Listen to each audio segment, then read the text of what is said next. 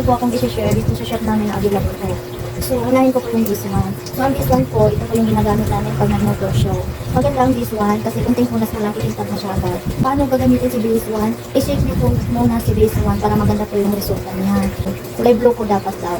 Po magpakintag ng gulong, maganda din po si Tire Black Kobe.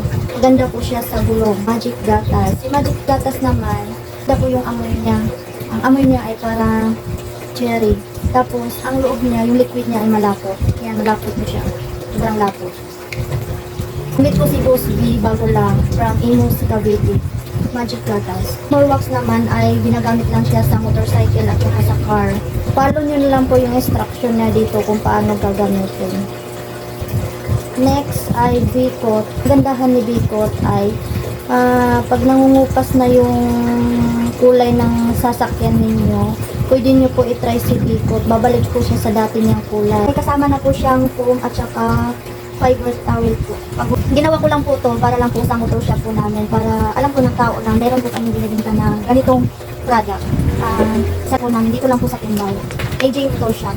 Yung mga gusto mag-comment po, i-comment nyo na lang po para meron po akong makukuha mga idea po.